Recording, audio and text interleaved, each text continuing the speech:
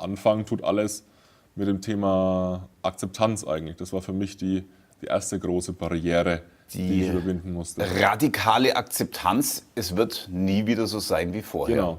Und das haben wir auch im Arbeitsleben immer wieder. Es wird nie wieder so sein wie vorher. Das ist wirklich so. Man muss wegkommen von diesem, wann hört's auf? Und hinkommen zu, was mache ich jetzt da draus? Weil es wird nicht mehr so wie früher. Ne? Und ich habe ganz lang hat mich so ein Gedanke umgetrieben, ne? Nach dem Motto, also ich beschreibe es ein bisschen anders, da ist vielleicht anschaulicher. Aha.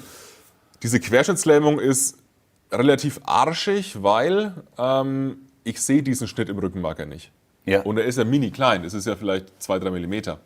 So, und gerade weil ich den jetzt sehe und weil es ja nur so ein kleiner Schnitt ist, hatte ich ganz lang diesen Gedanken, vielleicht wird es wieder. Ja, wieder. Vielleicht wächst der wieder zusammen, vielleicht wird es wieder irgendwie. Gibt es Ne? solche Fälle? Es gibt, wie soll ich das beschreiben? Also auch da vielleicht ein bisschen weiter ausholen. Wenn ich jetzt da in diesen Bach einschlage mit dem Kopf, dann ist es ja zum einen, bricht der Wirbel und der Knochen hat das Potenzial auf jeden Fall, das Rückenmark zu durchtrennen.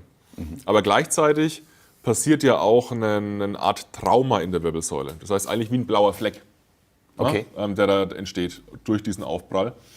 Und das ist auch der Grund, warum man so 6, 7, 8 Wochen so ein bisschen eine Galgenfrist hat, weil man nicht weiß am Anfang, was ist jetzt aufgrund des blauen Flecks gequetscht und was ist aufgrund des gebrochenen Wirbels durchtrennt.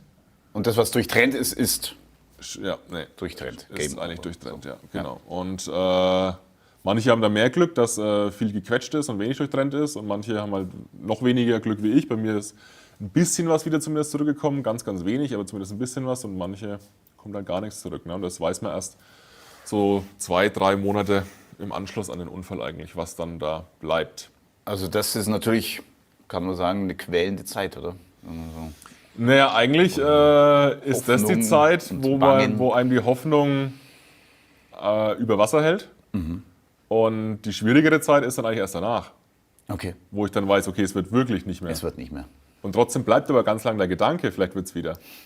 Und das ist ja bei vielen Unternehmen aktuell auch. Ne? Vielleicht wird es ja wieder. Vielleicht geht ja wieder Corona weg, vielleicht kommen die Lieferketten wieder, vielleicht sinken die Gaspreise wieder aktuell, keine Ahnung was. Ne? Da ist ja auch diese Hoffnung, vielleicht wird es wieder. Ne? Vielleicht gibt es wieder eine gute alte Zeit oder so. Genau. Und das ist eben genau das Gegenteil von Akzeptanz. Akzeptieren heißt ja nicht mögen. Ne? Ich hätte nichts dagegen, wenn wir laufen können, würde man einen Haufen Zeit am Tag sparen. Ja. Also allein durch die Querschnittslähmung brauche ich 2, 3 Stunden mehr am Tag mit Anziehen, Einsteigen und so. sicher, Ne? logisch. Das dauert alles ewig. Ja. Und hätte nichts dagegen, wenn ich das wieder mir sparen könnte. Aber so ist es halt nicht. Ne? Es wird nicht so sein. Nee. Genau. Und akzeptieren heißt dann eben, sich zu fragen, okay, was mache ich jetzt da draus? Und da sind viele Unternehmen aktuell noch nicht. Da wird gerade gepflastert, also pflastern im Sinne von ein Heftpflaster drüber und Ja. hoffen, dass es vielleicht dann wieder vorbeigeht. Aber Akzeptanz ist oftmals weit weg.